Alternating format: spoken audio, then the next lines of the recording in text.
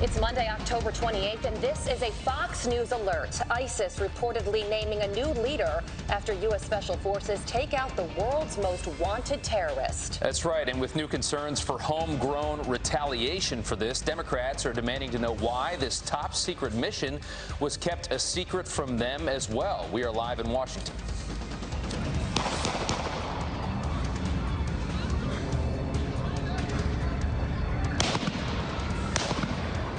Wow, you hear it there. Dozens of gunshots turn an emotional vigil into another night of chaos for a college community in mourning. The hunt for whoever pulled the trigger in the homecoming horror at Texas A&M. And Bernie Sanders is forming a socialist squad of his very own. Yeah, the latest far-left lawmaker to back Bernie in 2020. Fox and Friends First continues right now.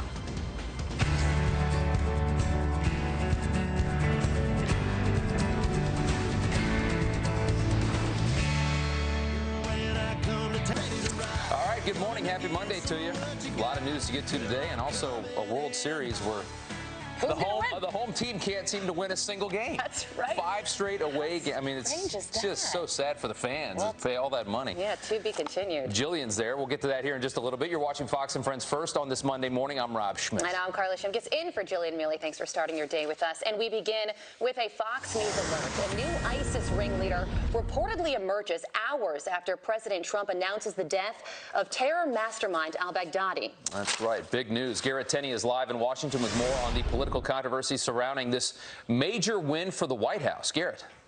Hey, good morning, Rob and Carly. This was a big win for the U.S. in the war on terror. And while top Democrats are praising the operation, they also have some concerns about why they weren't told about it beforehand, particularly because at the White House, President Trump gave a long list of other countries that were given a heads up on the operation in northwestern Syria: Russia, Turkey, Iraq, Syria, and the Kurds.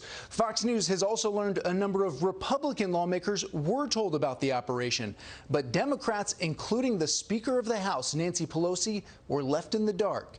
In a statement, she said the House must be briefed on this raid, which the Russians, but not top congressional leadership, were notified of in advance, and on the administration's overall strategy in the region. Our military and allies deserve strong, smart, and strategic leadership from Washington.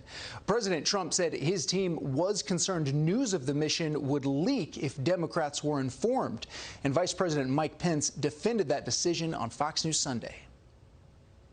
From the time that we got actionable intelligence, the president's total focus here was on a successful mission and the safety of American troops.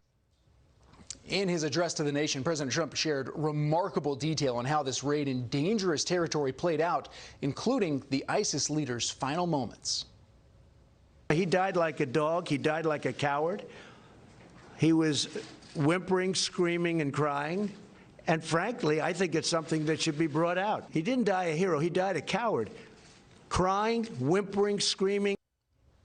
The day after al-Baghdadi's death, the man who was considered his likely successor was also killed in a separate mission, according to the head of Kurdish forces, who tweeted, Abu Hassan al-Mujir was targeted in a village named Ain al-Bat near Jarabul city. The mission was conducted via direct coordination of SDF intel and U.S. military, a part of the ongoing ops to hunt ISIS leaders.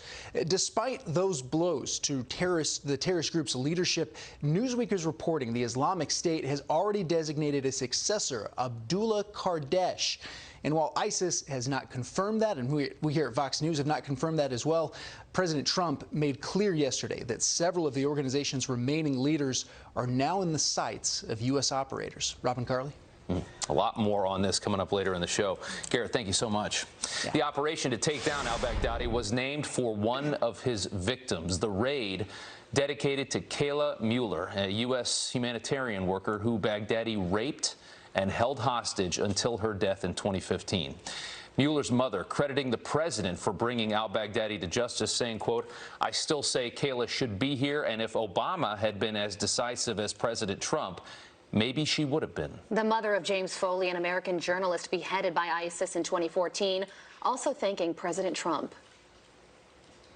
I'm grateful for this president for tracking al-Baghdadi and keeping vigilant about ISIS. Diane Foley says President Trump called to personally inform her of Baghdadi's death. Now, Democrats slow to react to news of al-Baghdadi's death. Doug Collins, the ranking Republican on the House Intel Committee, says it's because they'd rather remain silent, in his opinion, than acknowledge any success for the Trump White House. Speaker Pelosi and Adam Schiff and Chuck Schumer they're just focused on one thing. That's an election next November. I mean, when we look at what is happening here, and again, this should be something celebrated by all parties, no Democrat, Republican, independent, especially Americans and especially world.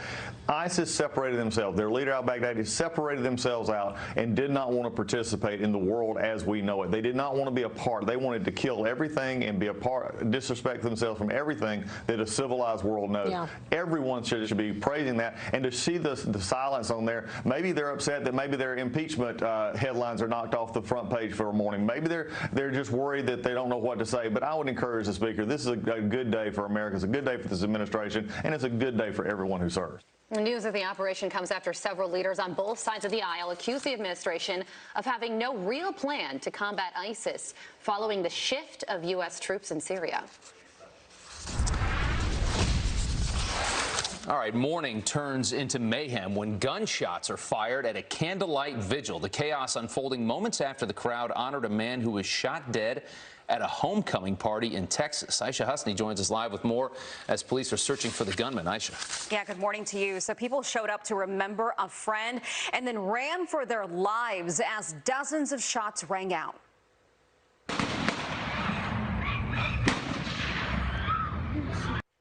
Just terrifying there. Nobody was hurt, thankfully, during these moments at a vigil for Kevin Berry Jr. He died in his brother's arms after getting shot at an off-campus homecoming party near Texas A&M University Commerce. Now, Berry wasn't a student at that university. He just dropped off his kids with their mom before stopping by the party with his brother. His sister remembering him at that vigil. My family is torn apart. Is this what y'all want to know? They are torn apart. This is, this is senseless how shootings like this happen.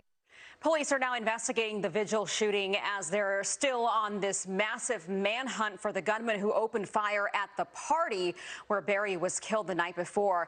He is one of two victims who died when a gunman opened fire at an off-campus party, as I said, where 750 people were celebrating A&M homecoming. 12 other people were injured in that.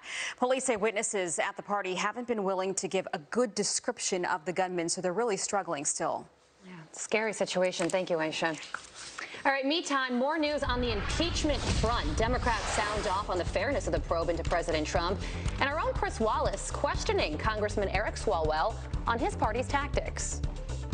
The president is entitled to a fair hearing. We're giving him a fair process that he is allowed to participate in. By the way, he has chosen not to send it. He's not allowed to participate because you haven't allowed him to have a counsel present or to ask questions of the witnesses. Swalwell adding the Democrats plan to begin public hearings soon, and they are meticulously moving through testimonies. The president traveling to Chicago today to speak at the International Association of Chiefs of Police conference. But Chicago's top cop, Police Superintendent Eddie Johnson, says he refuses to attend the president's speech. As superintendent of this police department and this city, I have to take into account not just my personal feelings about it, but our core values as a city. Well, Johnson criticized what he called racial insults and hatred coming from the Oval Office. Man dead. Defense officials now warning the U.S. could face retaliation. How significant is the threat, and what's next for ISIS? We'll ask former Naval Intelligence Officer Don Bramer next. Going back to Houston, take it home in front of fans. I still have faith in them. I'm still waving the flag. It's about to be Strozen 6. Strozen 6? Strozen 6?